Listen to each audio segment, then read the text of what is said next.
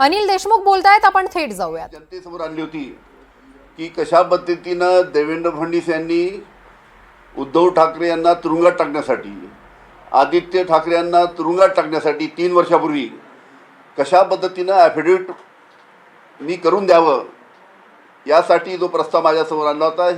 ही गोष्ट जेव्हा मी महाराष्ट्रातील जनतेसमोर पुढे केली, त्यानंतर आता देवेंद्र फडणवीस यांची आता ही नवीन चाल आहे. सचिन वजे जे बोलले, हे देवेंद्र फडणवीस यांची आता नवीन चाल आहे.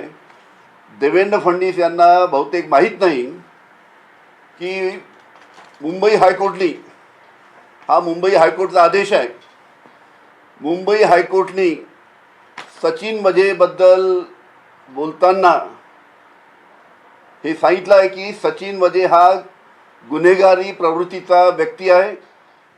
तो 2 खुनाच्या गुन्ह्यामध्ये त्याला आतापर्यंत अटक करण्यात आली आहे. आतासुद्धा तो एका खुनाचा गुन्ह्यामध्ये तुरुंगात आहे. त्याची गुन्हेगारी प्रवृत्तीची पार्श्वभूमी आहे सचिन वजेची. आणि हा सचिन वजे हा याच्यावर विश्वास ठेवण्यालायक व्यक्ती नाही असं हायकोर्टाने म्हटलं आहे. याच्या कोणत्याही स्टेटमेंटवर, याच्या कोणत्याही बयानावर, सचिन वजेच्या कोणत्याही बयानावर विश्वास ठेवण्यालायक हा व्यक्ती नाही, त्याच्या बयानावर विश्वास ठेवता येत नाही असं हायकोर्टाने म्हटलं आहे. आणि अशा या गुन्हेगारी प्रवृत्तीच्या सचिन वजेला हाताशी धरून देवेंद्र फडणवीस माझ्यावर सचिन वजेच्या माध्यमातून आरोप लावत आहेत. त्याच्यामुळे जनतेला हे मी सांगू इच्छितो की मी जे आरोप लावले ते देवेंद्र फडणवीसवर, आणि म्हणून देवेंद्र फडणवीस यांनी सचिन वजेला पकडून माझ्यावर हे आरोप लावायला सांगितले आहे. पण हायकोर्टाचा आदेश मी परत सांगतो की हा गुन्हेगारी प्रवृत्तीचा सचिन वजे हा व्यक्ती आहे आणि याच्या कोणत्याही बयानावर, याच्या कोणत्याही स्टेटमेंटवर विश्वास ठेवता येणार नाही असं हायकोर्टाने म्हटलेलं आहे. हिंदी में बताइए. यावेळी माध्यमांशी अनिल देशमुख संवाद साधत होते. ही देवेंद्र फडणवीसांची नवी चाल असल्याचं वक्तव्य यावेळी माध्यमांसमोर अनिल देशमुखांनी केलेलं आहे. बडतर्फ पोलीस अधिकारी सचिन वाझेंनी सीएम देवेंद्र फडणवीस इनके ऊपर जो मैंने आरोप लगाया था कि किस प्रकार से 3 साल पहले देवेंद्र फडणवीस ने उस वक्त के मुख्यमंत्री उद्धव जी ठाकरे इनको जेल में जाना चाहिए इसके लिए प्रयास किया.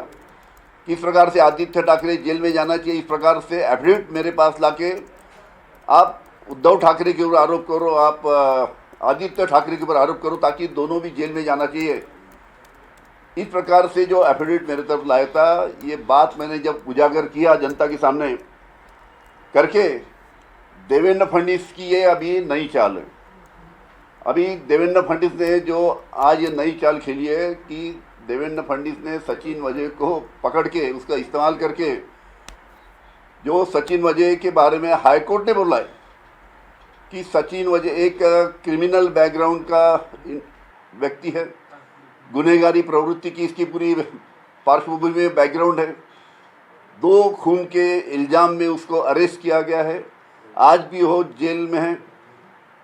और ऐसे गुनहगारी प्रवृत्ति के आदमी जिसकी बातों पे विश्वास नहीं किया जा सकता, जिसके स्टेटमेंट पे विश्वास नहीं किया जा सकता, ऐसा खुद मुंबई हाईकोर्ट के जजमेंट में उन्होंने बोला है कि सचिन वजे गुनहगारी प्रवृत्ति का है और उसके स्टेटमेंट पे या उसके बयानों पे कोई भी विश्वास करने लायक ही व्यक्ति नहीं, ऐसा हाईकोर्ट का जजमेंट है.